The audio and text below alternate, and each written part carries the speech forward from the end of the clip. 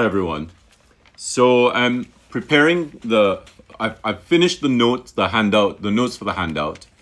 But I started looking over the handout and I thought, oh, there's some nice stuff to add into the handout. Telmo's already told me like 10 times, no more. But I keep adding stuff because there's some really beautiful ligatures to show you. So I thought I would hop on a live and show you some of the ligatures myself.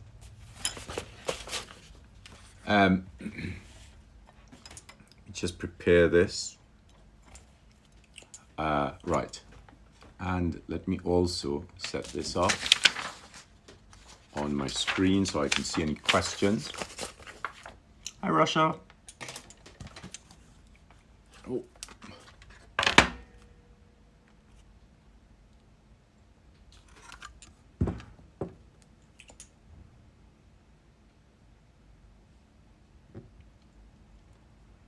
Come on.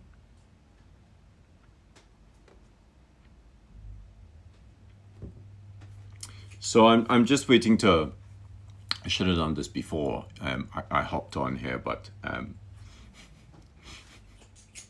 come on. Oh, gosh.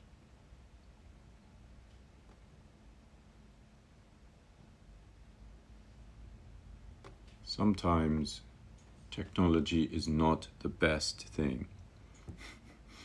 That's why.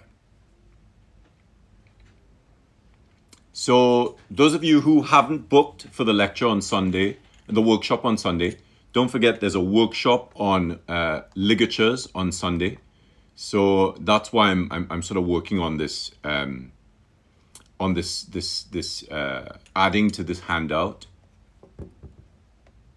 And I decided to show you some of the ligatures that we're going to be working on with this handout.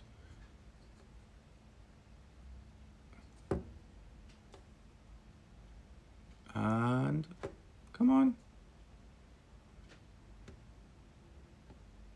There we go. Brilliant. Okay, so now I can see your questions. Okay, so I'm gonna move the phone. Oh, so excited, so excited.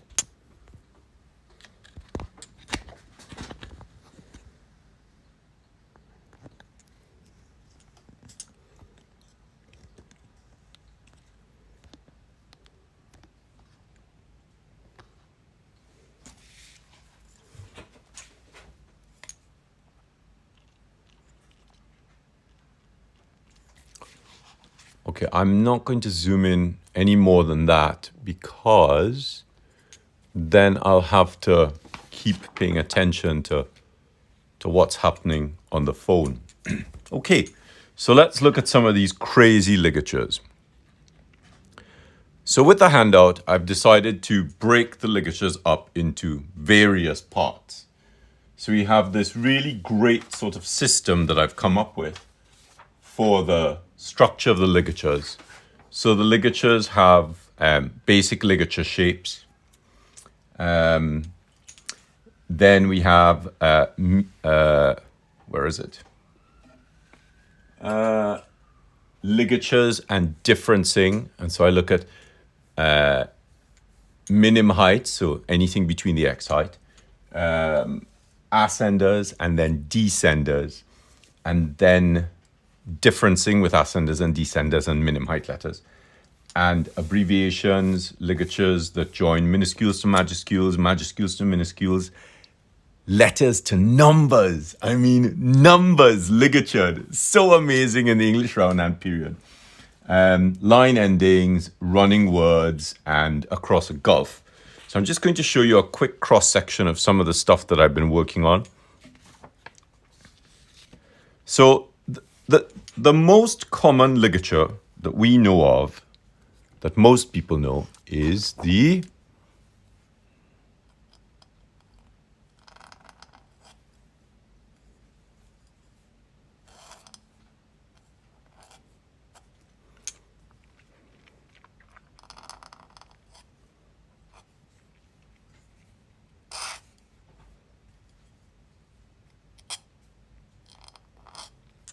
So obviously I'm doing a Roman ampersand using a Roman literary cursive to produce that shape, but I'm doing it with a pointed flexible nib. So there's so much more that you can do here.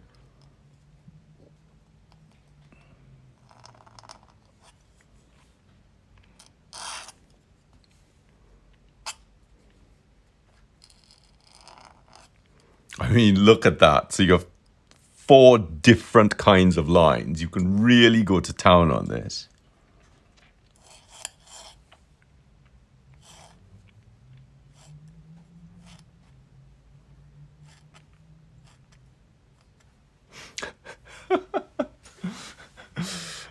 So that's really funny, right? So we can then look at, obviously the workshop on Sunday is geared towards copperplate script. So those of you who are learning copperplate script or practice copperplate script or Spencerian script or modern calligraphy, you'll find that this Ligatures Workshop really gives you an arsenal of shapes to augment your work with. The aim of the workshop is to help give you some smaller things to add into the writing of the text. You know, sometimes you're doing flourishes and you add a flourish in, and the flourish is too big for the text. So these little tendrils of joy. So this is a typical ampersand.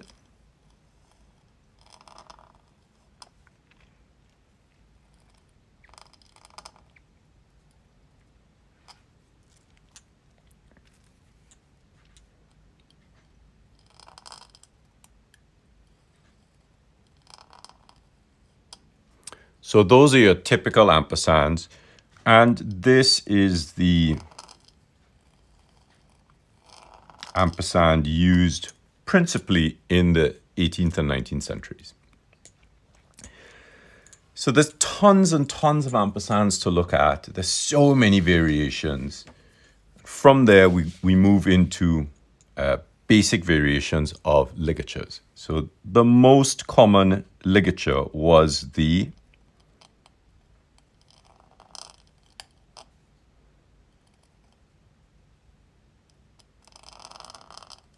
ST ligature, which allowed, because we were using historically, we were using a long S.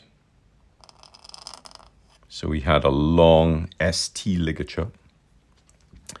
So I know this is really uncommon for a lot of you to use, and it would be great to see more of you using this long S.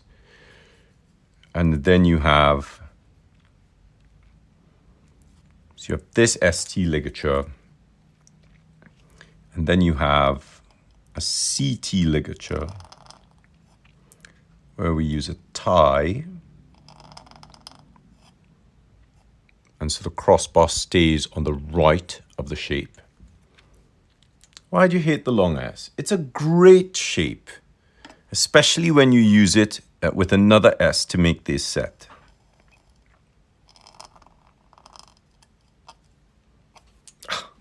I mean, how can you not love this set? It is just so beautiful. So you have the long S.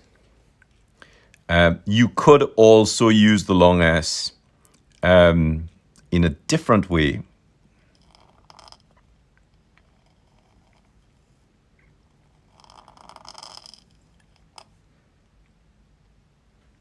So lovely. It's sort of confusing. It looks like a J, but I probably wouldn't add.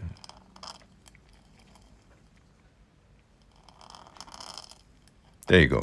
So you really see the S and the long S together. Really beautiful. Don't be so prejudiced. Of course it looks like an F, but you know, it was meant to be, it was meant to save space. And then from there we move into more sort of complex ligatures. So we have the CT ligature, and we're changing the. So this is a waved stroke, and that's a tie. So we then go to the. Let's see where we are. That's too high. So we'll go there to there. So we then go to things like SP.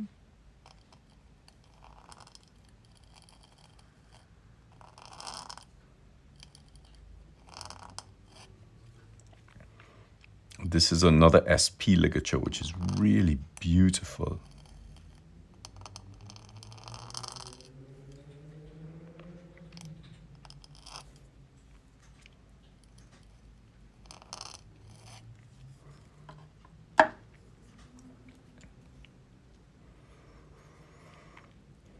And then we have some really crazy ligatures. So we have things like, so I'll just do some of the really, really funky shapes that I've come up with. So this is a CT ligature.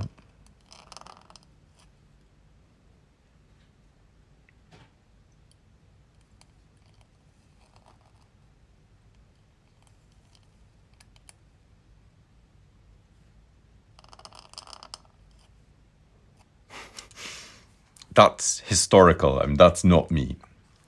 And then there is this CT ligature, which is absolutely bonkers.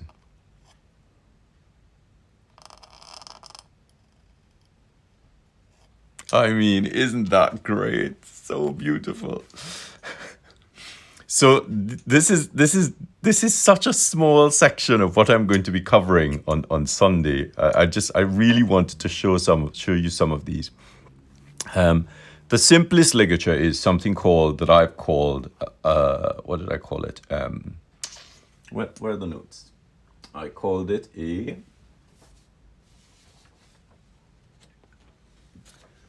so we have a tie, we have a dash, sorry. So this is really typical of the 18th century. So the joins are at the top, straight across. Really quite amazing, this kind of ligature.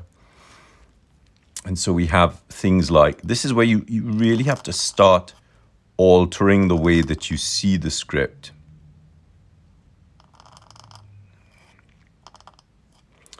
So it's a straight line. And you'd see this kind of ligature in this kind of connection.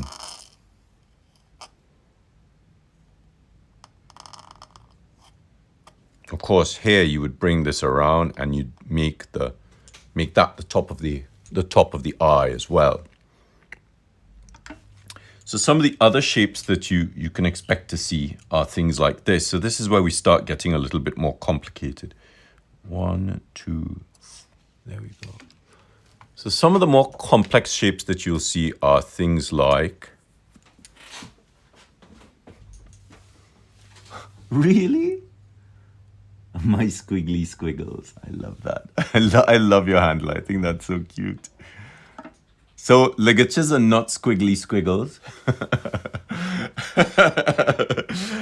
They might look like squiggly squiggles, but they are much more structured than squiggly squiggles. That's just great. So let's look at some of the more complex ligatures. Oh, actually, let's go back to. So you also have these. So you have letters with tongues. So the tongue here can come up and out. It can come up and back on itself, like a little antenna. Or it can simply come up. So, and there is a fourth one, it's too close, which can do this. Whoa. And it's still an E. Now, of course, you can cross the E like this as well. But when you have these options available to you, why would you choose to have a dash? These can connect in really amazing ways. So E1, E2, tongue, and tongue. Isn't that great? Absolutely wonderful.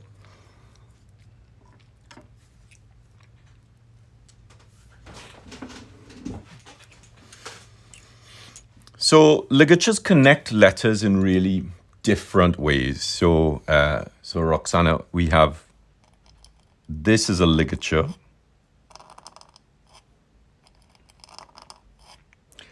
But I feel, these are ligatures, but I feel it's only when we start differencing them.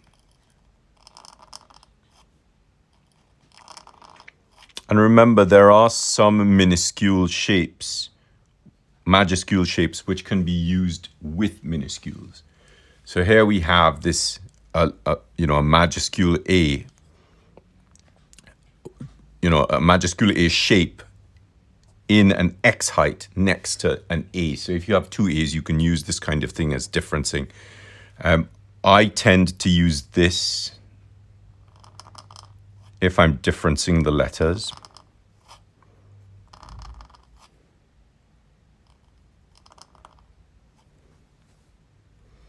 And some of the minuscule differencing that I've put together in the handout that I'm adding to are things like this. So the same A, but with a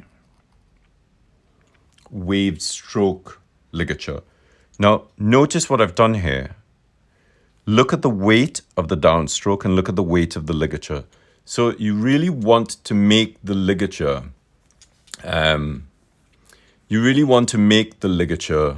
look more, you want it to be lighter than the actual weight on the stroke so that it doesn't compete with the letters. I always tell people, when you're looking at flourishing, it's all about driving the eye to the lettering, not hiding the lettering. If your letter forms are not good enough, don't flourish. Practice the letter forms. The better you get at the letter forms, the better you'll get at the flourishing. So this was really cool as well. Look at this E, double E.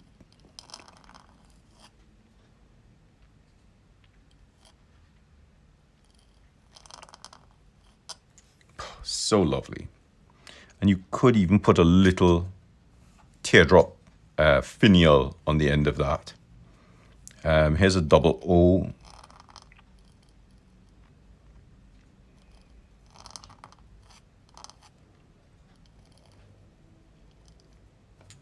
So lovely, so delicate, but look at how different. You can really see that the ligatures is something else. I would probably put a little bit of weight there. The only problem with this kind of ligature is it has a tendency to feel like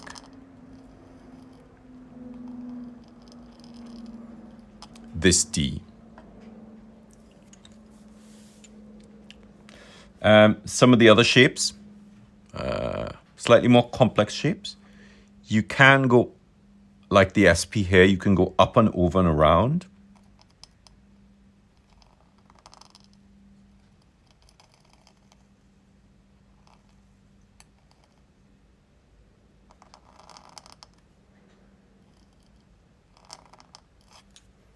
So lovely. Look at that beautiful interaction.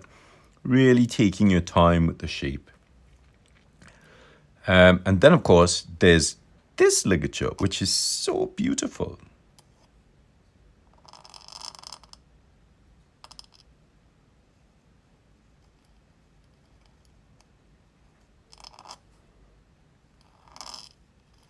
For double Z, which you see a lot of in Italian, but you very rarely see it in English.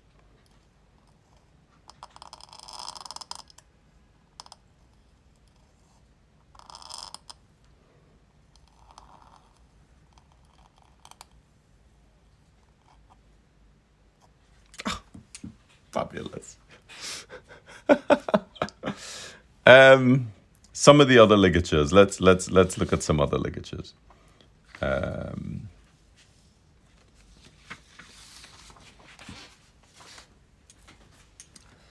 we have some. So we go from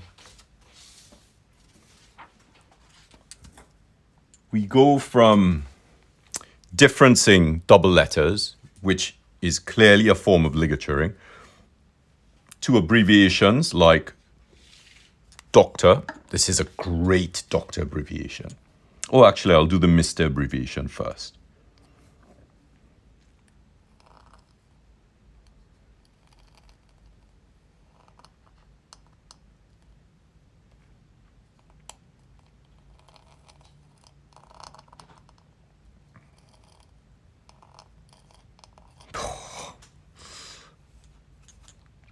So you can do this.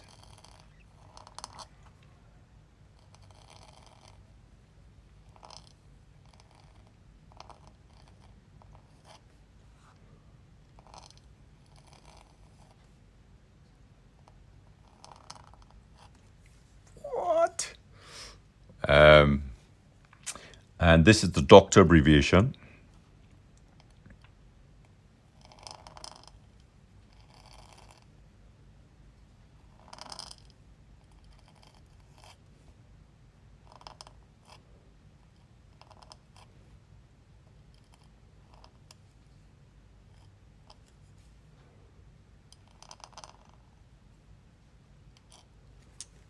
And you could, if you wanted to, put a dash, 2 abbreviation strokes underneath it.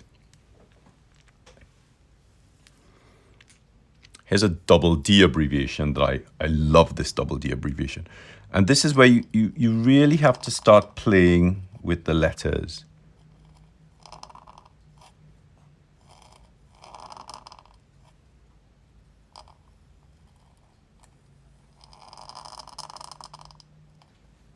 So you really have to I actually made that downstroke first and then made the other D. So there's a lot of sort of careful planning with the structure of the shapes. You can do this as well. A CH ligature. This is great, CH ligature.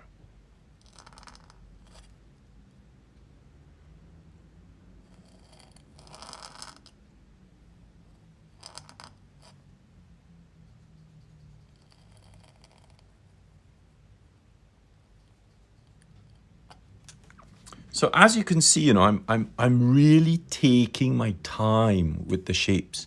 I'm not rushing them, and I'm not just rushing. I'm not just taking my time because they're smaller. And then we move to connection ligatures. So you can connect words. So you can write a block of text like.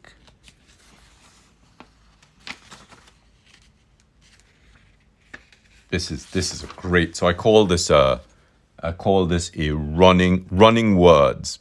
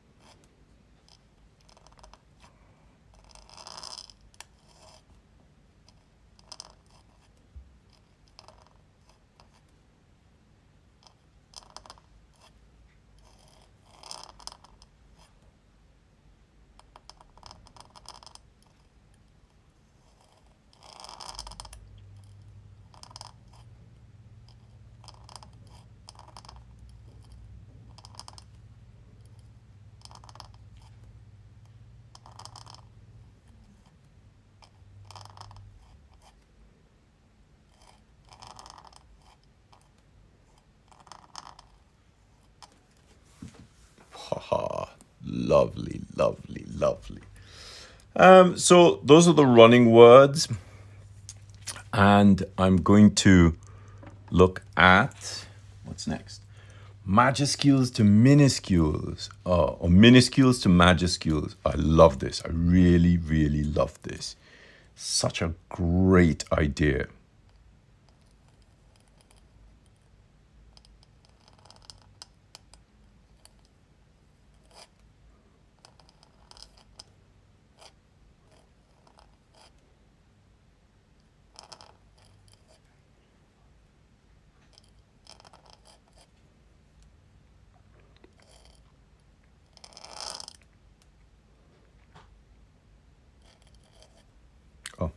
hopefully see it there. Okay, let me do it a little bit bigger. To Mr. 2 and 2 there. Okay.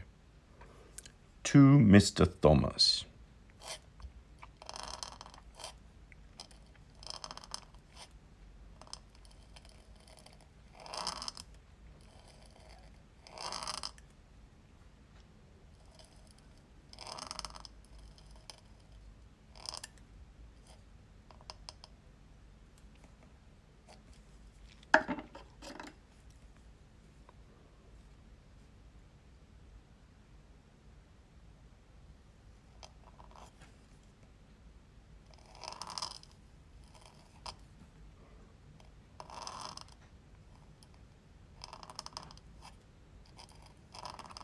And I'm going to add an abbreviation in.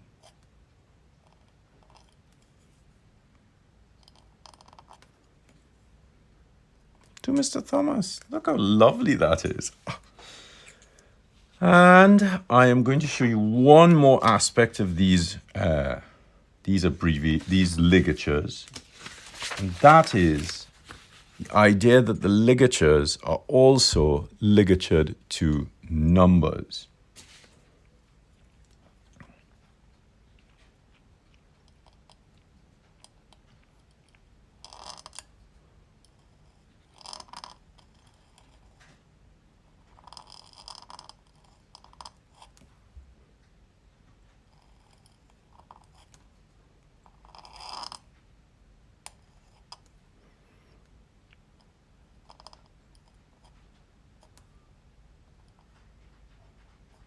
Oh, number 27. Isn't that amazing?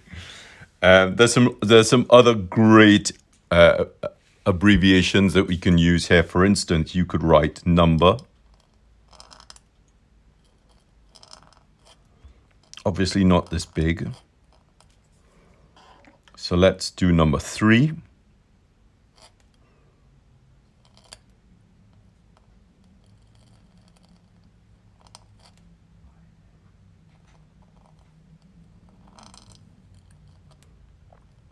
So obviously NO dot is the abbreviation. So that's sort of like, that covers a little bit of what we're going to look at on Sunday in this Ligatures workshop. Whew. Lovely, lovely, lovely. So exciting. Right, let me give you a view of that. There you go. Right. Let us look at some questions. My iPad's not working very well. Okay, let's see.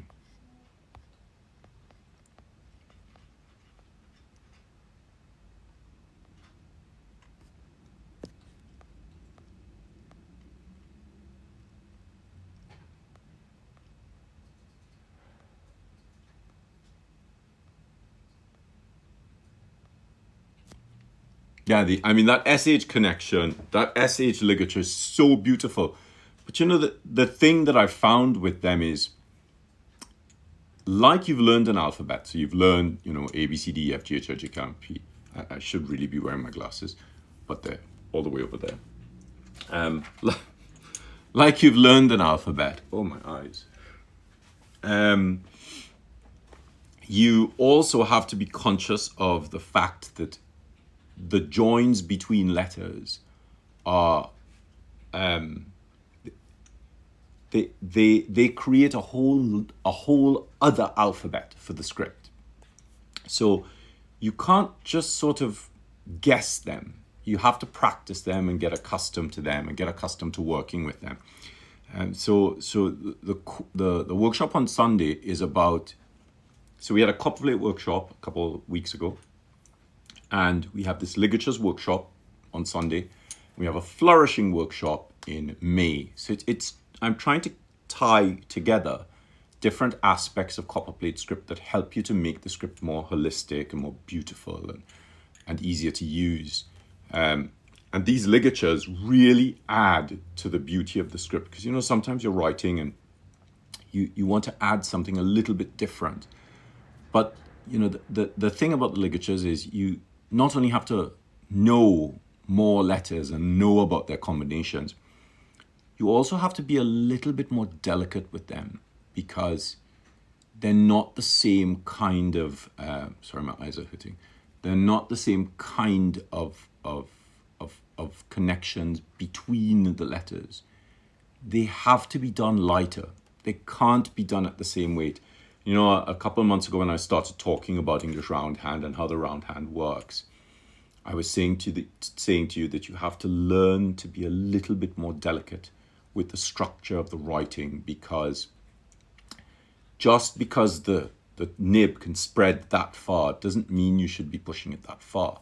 So there's a lot of little nuances to the script that I hope this really sort of helps you to sort of gain insight into. All right, so thank you very much. Thank you for staying on. Thank you for thank you for your time, and for indulging me in showing you some of the fun that we're going to have. I'm really excited to teach this workshop. And I'll see some of you on Sunday. And if I don't see you on Sunday, have a great weekend, have a good Friday, have a super Saturday, have a wonderful Sunday, and I'll see you guys next week as well. Bye-bye.